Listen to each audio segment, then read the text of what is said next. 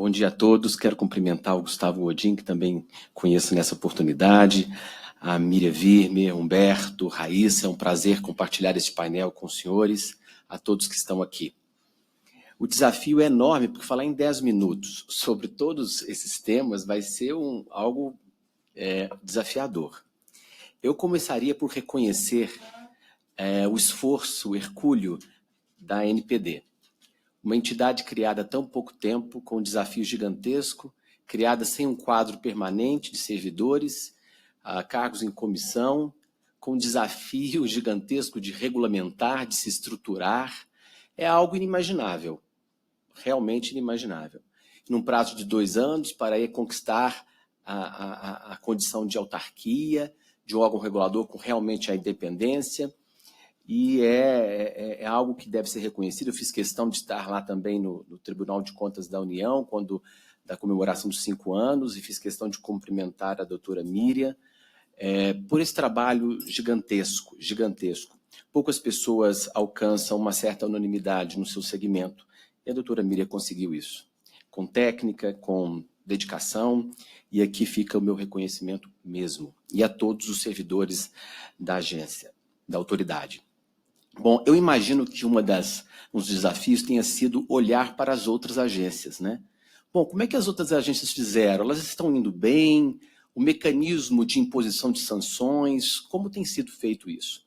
E se nós olharmos, por exemplo, para a Anatel, e houve um estudo da CGU, uma auditoria a propósito disso, levantou-se que de 99, salvo engano, 97 até 2019, foram impostas 11,5 bilhões de multas que a Anatel impôs. Os senhores imaginam quanto que foi efetivamente arrecadado? Desses 11,5 bi? Entraram mesmo, foram pagos efetivamente 850 e poucos milhões. Então, 11 bi de multa, a arrecadação dá uns 7%. A pergunta que se faz é, está sendo efetivo esse tipo de modelo? Funciona essa fissura pela punição, pela sanção, pela multa? Os dados estão aí. Então, como então trabalhar uma outra metodologia, uma outra forma de pensar o regime sancionador e a forma de persuadir o regulado a efetivamente cumprir a norma como uma noção de responsabilidade social. E daí eu entro na noção, que me parece ser essa, do agente virtuoso.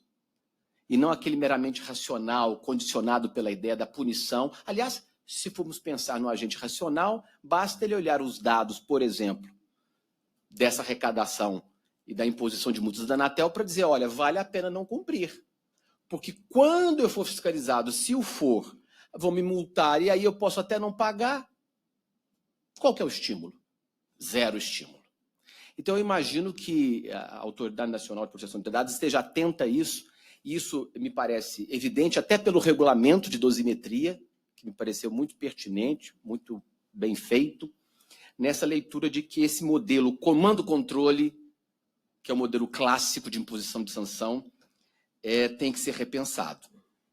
E aí entra, então, a teoria da responsabilidade, né, a teoria da imposição de sanções de uma forma responsiva, estimulando esse agente virtuoso, portanto, não é?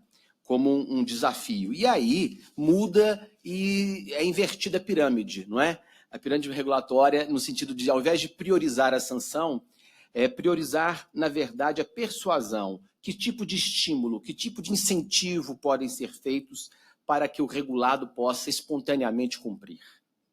Esse é o grande desafio. E eu chamo a atenção aqui para uma ferramenta trazida pela Lei Geral de Proteção de Dados, que é a autorregulação regulada ou corregulação. Aonde nós não temos dados pessoais sendo tratados? Hein?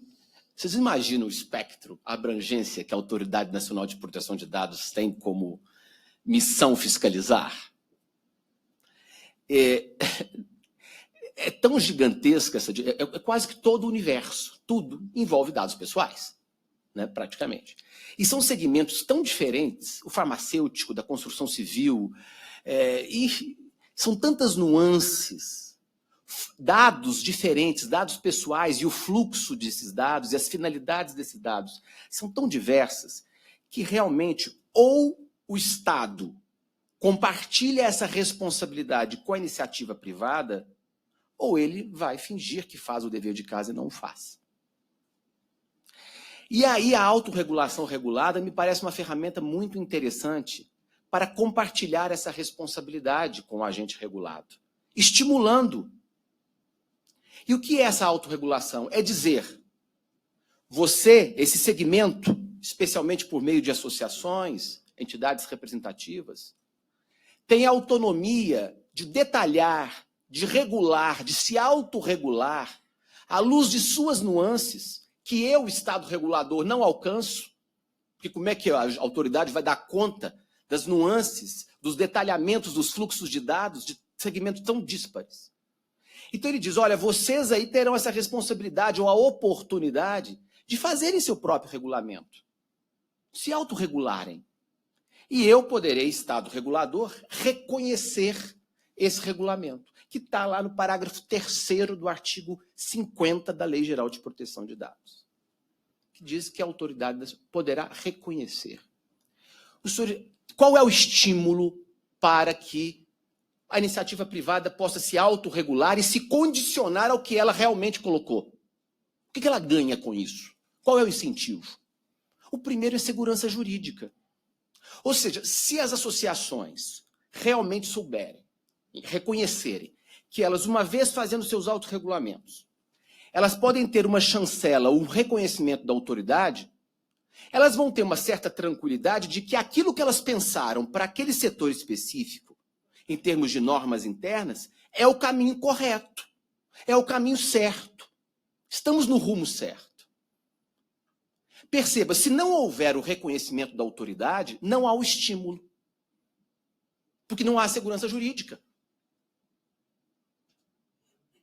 Então, é preciso olhar, tendo em vista o desafio gigantesco dessa dimensão de setores que têm que ser fiscalizados, a autorregulação regulada como uma grande oportunidade. E eu pergunto, e faço essa provocação, inclusive, para a doutora Miriam, quando e em que condições, onde está a prioridade da autoridade nacional em começar a avaliar esses regulamentos internos? Qual é a prioridade, ou a autoridade reconhece que a autorregulação regulada é, de fato, um caminho para esse desafio? E reconhece como indispensável o reconhecimento da autoridade, porque senão não há, repito, a segurança jurídica. Mas aí nós temos, para além disso, um outro problema, que é a legitimidade dessa autorregulamentação. O que eu chamo de legitimidade? É o sujeito se sentir partícipe daquela regra que impõe sanções para ele. Meu tempo já terminou. Eu vou pedir mais 5 minutos, senão eu não vou conseguir. Pode ser, já que estamos no horário? Já fui avisado aqui, eu tenho 1 minuto, senão eu interrompo. Então, eu estou atento, tá bom? Então, é preciso saber qual é a condição que vai se dar para aqueles associados de se sentirem legitimados mesmo a participarem daquele processo. Por que eu estou dizendo isso? Nós todos sabemos que associações têm a sua diretoria, têm a sua cúpula, que normalmente estão os grandes players daquele segmento. E tem 300, 500, 1.000 associados. Então, se nós estamos reconhecendo que uma associação pode fazer o seu autorregulamento, nós também temos que reconhecer o desafio de que não haja uma cooptação interna desse regulamento. Ou seja, só os grandes players vão fazer o regulamento da forma como eles acham conveniente à luz de sua estrutura gigante, mas esquecendo-se do número de associados que participam daquilo lá, que tem situações diferentes. Então tem que se também pensar num procedimento para que as associações, as entidades representativas, tenham que seguir um mínimo de procedimento na elaboração dessa autorregulamentação, para garantir legitimidade e transparência, para que, de fato, aquele autorregulamento espelhe o segmento como um todo, e não uma cúpula. E, nesse sentido, eu chamo a atenção para um projeto de lei de autoria do então senador Antônio Anastasia. A Miriam vai se lembrar, ela vai rir de mim. Eu estou pelejando para tentar convencer a Miriam, para sensibilizá-la sobre esse projeto. E no primeiro debate que tivemos, lá atrás, quando eu presidi a Comissão Especial da OAB Federal sobre Proteção de Dados, eu lancei isso e ela me fez uma ponderação. A impressão que tive, Miriam, é que você teria dito assim, Flávia, esse negócio, a ideia até que é boa, mas está muito burocrático. É a sensação que eu tive. Então, eu volto a fazer essa provocação, como a verve do advogado, de querer convencer sempre, né? Mas, enfim, para colocar mesmo em foco isso novamente. Porque o que o projeto fala? Olha, se você, associação, vai querer fazer o seu autorregulamento, você tem que fazer uma consulta pública para os seus associados. Aliás, consulta pública não é nada de muito complicado. Aliás, a Autoridade Nacional tem feito isso relativamente aos seus regulamentos e tem recebido uma série de críticas e sugestões, não é? Então, o que esse projeto diz? Olha, se você quer a associação fazer, me demonstre que você ouviu os seus pares. Então, faça uma consulta, uma audiência pública, tenha um parecer conclusivo, dizendo qual é a conclusão que você chega a partir de todas essas interações internas que tiveram, e nos encaminhe para a Autoridade Nacional. A Autoridade Nacional poderá homologar ou não, sugerir melhoras ou não homologar. Não tem nada de muito, com a devida vênia, não tem nada de muito cabuloso nisso. O que se propõe nesse projeto é uma responsabilidade de quem quer fazer um autorregulamento e, ao mesmo tempo, a garantia de que a Autoridade Nacional vai se debruçar sobre aquele trabalho para reconhecer aquilo. E com isso, senhores, nós teremos uma forma de estimular a cultura da proteção de dados. Porque nós, lá na origem, fizemos com que os próprios regulados participassem desse debate. E resolvemos um grande problema, que é a impossibilidade da Autoridade Nacional dar conta desse dever de casa gigantesco. Então, claro, esse projeto merece melhoramento, sem dúvida alguma. Mas ele coloca em foco uma ferramenta que me parece indispensável para que a gente possa avançar nesse tema da proteção de dados, da criação de uma cultura efetiva num âmbito que não seja apenas com uma empresa pequena, porque a gente, às vezes, qual que é o critério? De fato, houve aí uma empresa que foi provocada pelo Ministério Público, ok. Mas será que não seria melhor a gente pensar em algumas ferramentas que tenham uma dimensão maior aí de criar culturas, para que a gente possa vincular a própria iniciativa privada para que corregule e nos ajude, Estado, no sentido de ajudar o Estado a fiscalizar e a cumprir esse desafio. Quero também dizer que, finalmente, em relação ao regulamento mesmo da sanção propriamente dita, eu entendo que o regulamento foi muito bem feito, ele não engessou exatamente para possibilitar alternativas que não sejam apenas com foco de punir, pura e simplesmente, mas precisamos pensar também no cuidado do elemento subjetivo, da responsabilidade não ser objetiva. Eu entendo que a responsabilidade objetiva é uma exceção, eu entendo que nós estamos diante de regime sancionador, portanto, o elemento subjetivo, a demonstração da imperícia, da imprudência, da má-fé, ela é indispensável.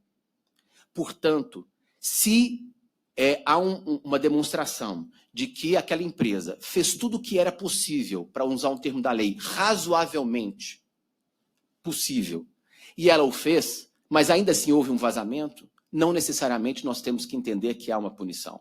Porque todo mundo reconhece que não há um sistema que seja 100% seguro. Ora, se não é 100% seguro, como é que eu posso exigir o cumprimento de 100%?